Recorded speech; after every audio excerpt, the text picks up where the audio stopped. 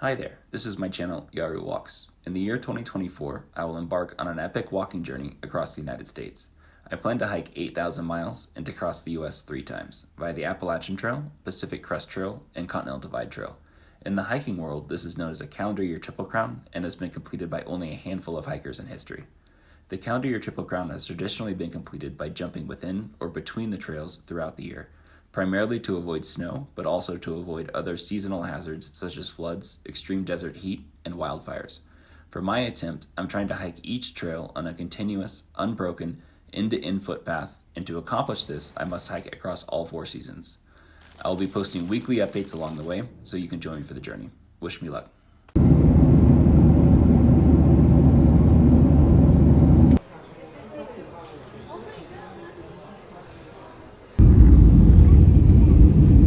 Alright, I don't know how to properly document this other than to say I booked my flight on Frontier to go to San Diego, connecting through Denver, and the flight was delayed and then got canceled. I'm going to show you how long this line was.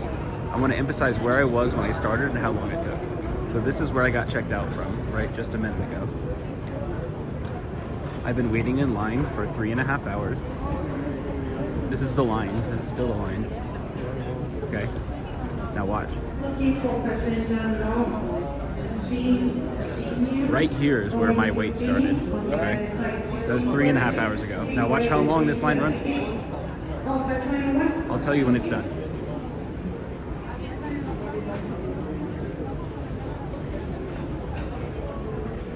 While I'm walking, let me say, when I started the Arizona Trail, I also flew with Frontier, and they did the same thing. They canceled my flight. This line's still going.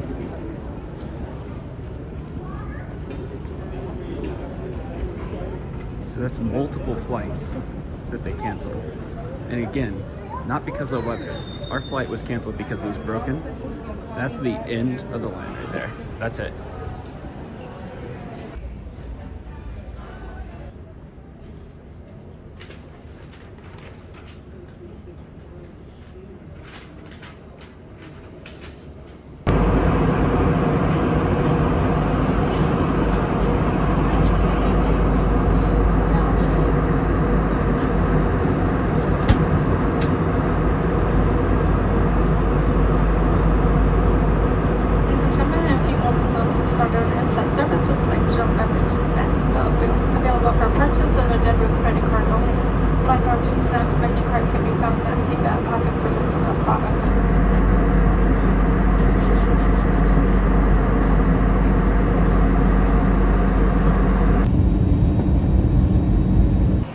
Alright, I am at the San Diego airport on the ground and I have my bag, which is a miracle. I cannot believe this.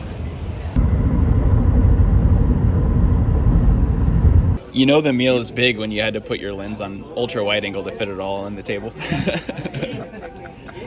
My first introduction to a horse was at about age 5. We're headed out to, I guess, the southern terminus. Can you, I don't know, just give me kind of the rundown of what to expect for the first maybe like 100 miles or so? So much of what you're going to be hiking on is over and around and through varying degrees of gravel, all the way up to boulders the size of a building. So it's pretty rough. This time of year is the beginning of the rattlesnake bloom. Contrary to what people believe, they don't chase you. They just, if you hear a rattlesnake rattling, it just simply means don't continue, back off. He would just rather get away. That and the lack of water. So water scarcity, and then temperatures, rising temperatures, it being June now. Like how hot does it actually get out here in June? I have seen days when it was 113, I think, is the highest I've seen it. Frequently it gets up to 110. Okay. It is not uncommon for daily temperatures to be anywhere from 100 to 106. But the beauty out here is that at night, normally, it cools off drastically.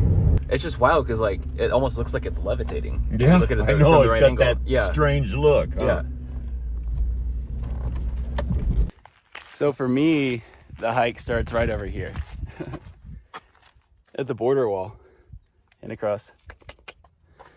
Yeah, so border of Mexico with the United States marked by this wall. This is the famous Trump border wall. It extends all the way across the border and it terminates in Arizona, as far as I'm aware, exactly where the Arizona trailhead joins with the border wall. It goes from being this magnificent giant border wall down to like a little piece of barbed wire fence that's like three.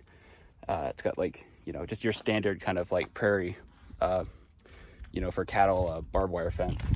And it's funny because like politically you'll hear people argue. There was a period like a month or two ago where people were, you know, hotly debating whether or not razor wire should be installed in a small section of the border. And that's kind of like what's covered in the national media, but then the national media doesn't do the investigative work to actually inform people that, yeah, you have this giant metallic wall, but most of the border is actually just a tiny little, you know, like prairie fence. And so even if you did put razor wire for a 3-mile section, like presumably if you were from Central or South America, you would just like walk around that section, right? So like, but then both the liberals and the conservatives were deeply heated over how it's inhumane to use razor wire, but at the same time how you know, we need to better control the flow of people across our border.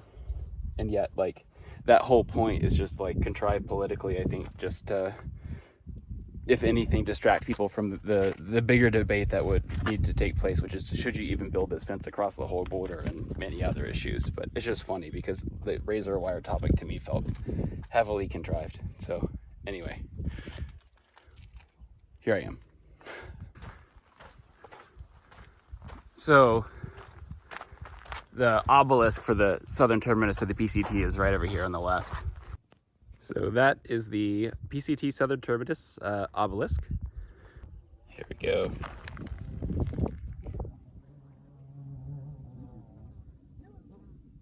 Alrighty, logbook signed. Border wall touched. First footsteps on the PCT. Might I say, look at this trail. No rocks. Super clean. Flat as the eye can see. Oh my god. Exciting! So, brief stop at Camp Blocket to look at the sign. So, Berlin, where I used to live at one point, is 5,800 miles away. And Sydney, the other direction, is 7,500 miles away. Sydney, Australia, as the crow flies to both. And this year, if I complete the calendar year Triple Crown, I will hike a longer distance than the distance from where I am now to Berlin. And I'll hike a longer distance than where I stand now to Sydney, Australia. The calendar year Triple Crown is farther, when you line up all the trails, farther than the distance to Sydney, Australia. Pretty cool. And now I think, really going to start getting on my way. I'm going to do a food resupply right up here. But I just think this kind of captures briefly like the feeling, which is like one of anticipation, but a kind of a sense of being behind. I'm a little behind, you know, you could say significantly behind on the calendar year Triple Crown. And I'm also behind on the PCT. Normally this would be hustling and bustling when a typical hiker would be coming through here. You can see all the names on the wall. It says welcome PCT hikers class of 2024, but I was the only one here today. There was no one that came in. I didn't see anybody on the trail. I have not met another thru hiker yet. So I have that kind of like sense of like you've arrived late, you know, you gotta start moving and catch up to the whole crowd on trail. And that feeling extends to the calendar year Triple Crown. But I'm excited to rise to the challenge. So on the AT, I averaged something like 17 and a half miles. And now I'm on the PCT, and my goal is to double my daily mileage to 34 miles per day. That's about what I would need to do to keep myself in realistic fighting chance to complete a calendar year Triple Crown. And that will still involve luck. At some point I'll talk more about this, but when you're doing this county or triple crown, a big part of it is also just being strategic. It's like you're threading a series of needles, and then the eyes of the needle are weather windows all around the country.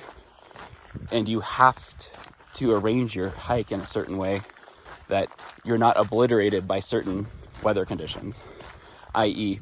snow in the Whites, snow in the high Sierras in California, snow in Washington, snow in Oregon, snow in Montana, Wyoming, Colorado. You have to arrange this entire 7,500 mile hike somehow in a way that you thread all those needles, and you're gonna get burned at some point. You're gonna hit snow at some point. You're gonna hit adverse conditions, but you want it to be manageable. And so for me to keep the eyes of the needles aligned, I need to be moving ideally around 34 miles per day. And that would still involve luck. And the biggest question now that I'm through the Whites and I did that, the biggest question now is, what will the snow conditions be like in Colorado come roughly November, I think. But again, who knows? But that's kind of even just to put into perspective how far out I'm thinking as I'm timing my pacing here. So it's going to be exciting. I think, if I struggle here in the first 1 to 2 weeks, it'll be very clear very quickly this is not going to happen. But if I'm able to strike consistently in the range of, I would say, maybe 27 or 28 miles per day and greater, that would keep me alive at least. But I really think I got to be hitting at least somewhere in the ballpark of 30 to 34 to really keep the chances promising. So that's kind of the challenge set out for me. And if you want to get a sense of kind of the challenge I'm up against, in my entire life, I've maybe hiked 5 or 6 days over 30 miles.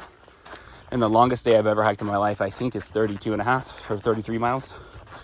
So I'm now saying I'm going to need to average 34 is the goal miles per day, which would mean averaging a distance that is longer than anything I've ever hiked in my entire life. So if you want some uncertainty, have a full plate of it right there. Have a full serving. Have extra servings. So I have no idea if I can do it, but I think that I can. That's Border Patrol.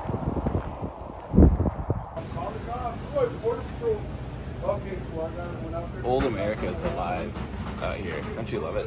It feels like 1990 in a good way.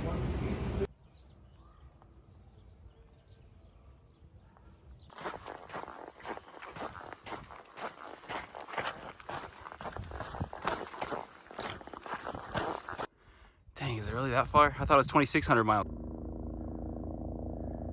This is the second time I'm encountering Border Patrol on my hike. See that black dot in the sky? That's a Border Patrol helicopter. It's right there, coming right over me.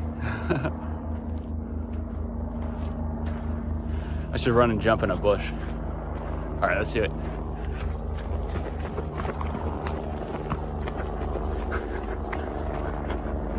All right, let's see. How about this bush?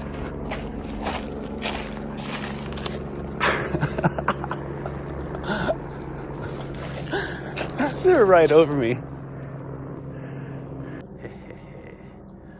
Gringos estúpidos. Vaya con tío, caballeros. So this shows you how traumatized I am from the AT. I came up the trail this way, and it just came straight. And then I hit these boulders, and I just started climbing up them. And I got to there when I realized, wait, I'm not on the AT. And I turn around, and I look down here, and I realized the trail came up, and it went this way. Now that's a spider web. That spider is big. I almost walked into the web. I caught it at the last foot, and then I jerked back and went, ooh, like that. So I was walking down the trail, and then the bush right off to my right just rumbled. And it was just my instinctive reaction, particularly from being on the AT, where stuff like that, maybe not that extreme, happens, but you definitely have animals messing with you in the night or creeping up on you in the night. And when that would happen, I would just belch out my meanest kind of like bark. Like, I don't really want to do it because I might, I'll explain. And so anyway, I turn and, just dime it in on it.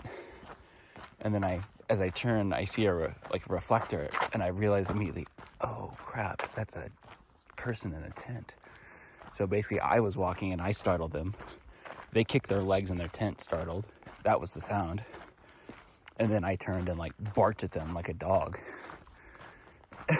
And they stayed silent. And I was like, oh, I'm so sorry. I don't know. That was just funny. That was like my hiking alone in the woods on the AT reaction. And then I realized, oh, like I'm on a trail that's somewhat civilized. Like there are people who will be out here. And maybe I shouldn't just bark at every noise I hear because it's probably a person. Another massive spider. I think that I can make it under this web. If I hook it, it's going to be horrifying. But I'm going to try for the sake of the spider. Okay. Oh my god. Oh god, I hooked it. Oh god, I hooked it.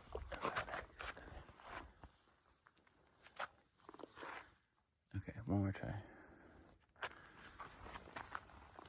I'm going really low this time.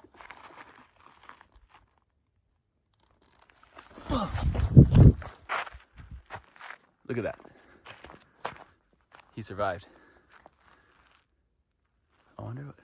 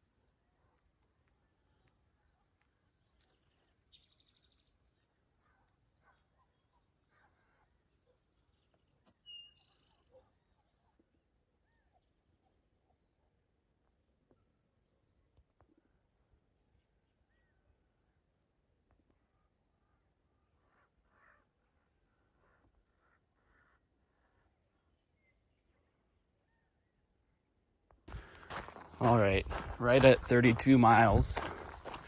I'm thinking these trees here are where my campsite is going to be. There's an actual official campsite that I'm working toward. And usually when you got big trees like this, especially cottonwoods, it's an indicator that there's a creek or, at least some time of the year, a lot of more water. And the campsites tend to be lined up with water sources. So I'm thinking this must be the campsite. Alrighty, beginning of day 2 now.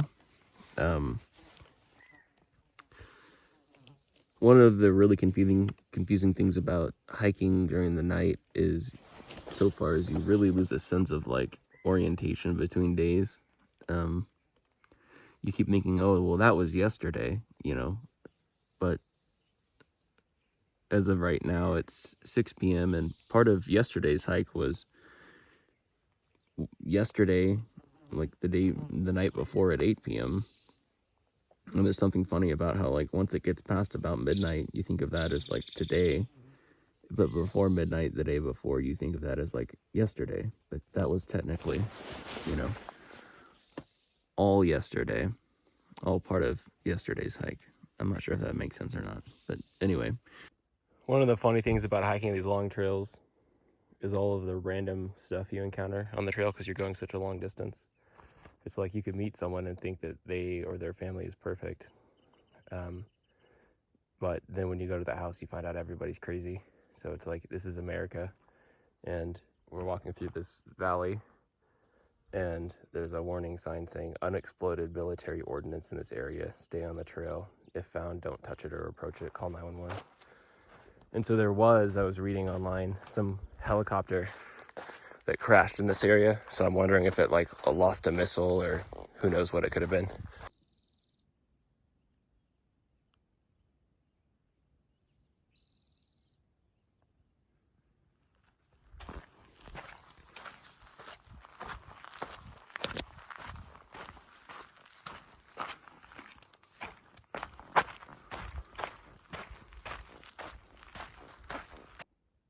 What a magnificent tree. A funny update. I went to sleep right there. I took a 20-minute nap. Was the intention. And then I woke up 9 hours later. So, good morning. Good evening. What is even real anymore? I have no idea.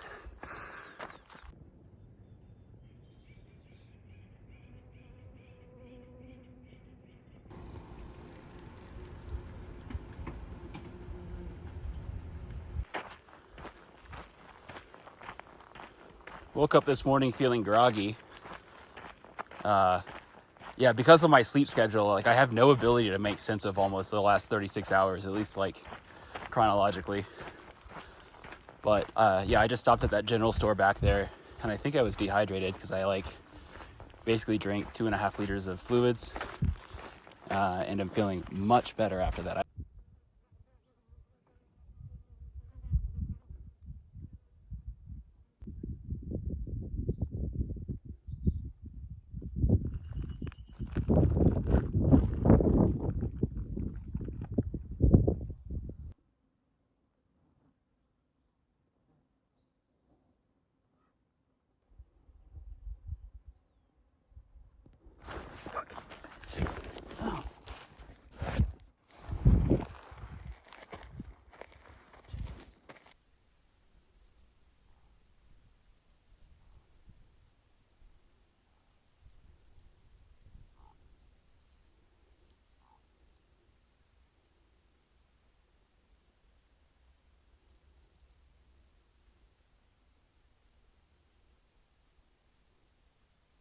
Took a little trail detour here. I just realized that the next water source wasn't for something like 10 more miles. Luckily, though, there's a water source here that's half a mile off trail, so it's a 1 mile detour round trip to a stream, I think. If the water's dry out here, I'll have to reassess what my next steps are.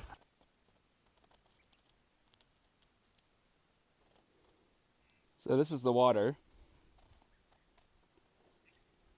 Exciting to drink. Takes me back to the Arizona Trail, where, in fact, have I? Hard to say. I've had one batch of water that was about this green before. I've done it before, so never fun, but I guess it's better than not drinking water. So we'll see how this goes. It goes in green, comes out clear. Water successfully filtered, looking clear and good. And we got this little bird he's hanging out here. He's got a cool haircut.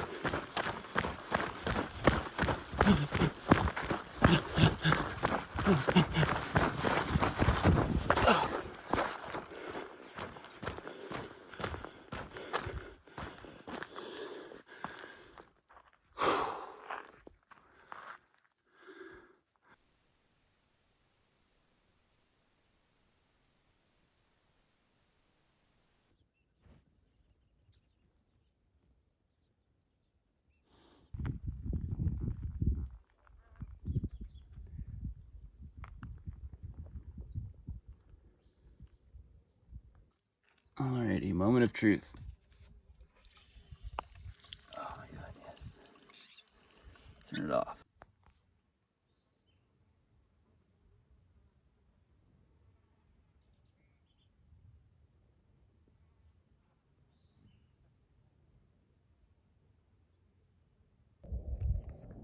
Holy cow, I saw the jet fly by. You could barely hear anything. I saw a jet fly and turn sideways right there. And I'm just now hearing the sound. It was miles away. That was crazy.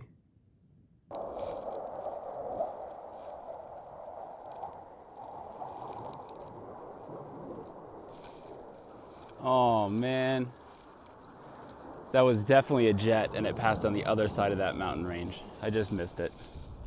If he'd just come like a quarter mile over. I love catching those.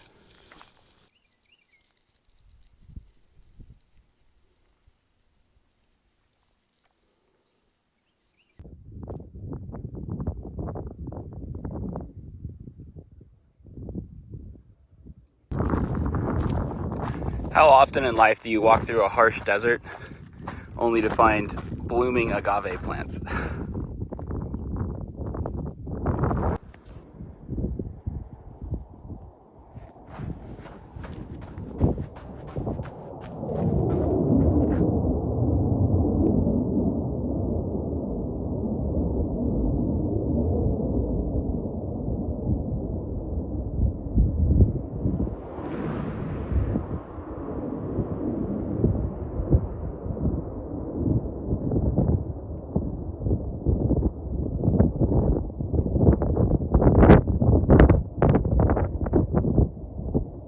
So saying goodbye now to the overpass, or at least the shady area under it. My next water carry is in, as it says here, 15 miles at mile 91.2. I was able to get water here at this cache, drank up a good amount, and now, yeah, I guess I'm on my way to the next cache in 15 miles. So